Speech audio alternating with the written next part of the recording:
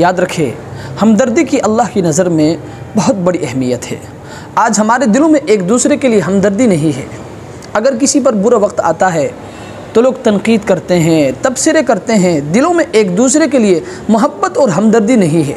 याद रखें, हमदर्दी की अल्लाह की नज़र में इतनी बड़ी अहमियत है कि एक फ़ाहिशा औरत जिसने ज़िना का इर्तिकाब किया था, एक कुत्ते के साथ हमदर्दी की, अल्लाह तबारक व तआला ने इस हमदर्दी की वजह से उसके सारे के सारे गुनाह माफ़ फरमा दिए।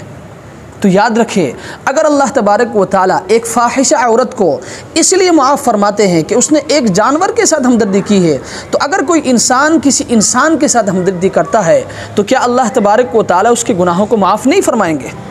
बनी इसराइल में एक औरत थी, बड़ी आबिदा, जाहिदा, तहज्जुद गुज़ार, इबादत गुज़ार, नमाज़ों की पाबंद।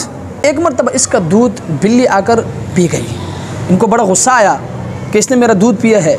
इसने बिल्ली को पकड़ा और पकड़कर उसको पिंजरे में बंद कर दिया, उसका खाना पीना बंद कर दिया और कहती थी कि तूने मेरा दूध पिया है, मैं आपको भूखा प्यासा मार दूँगी।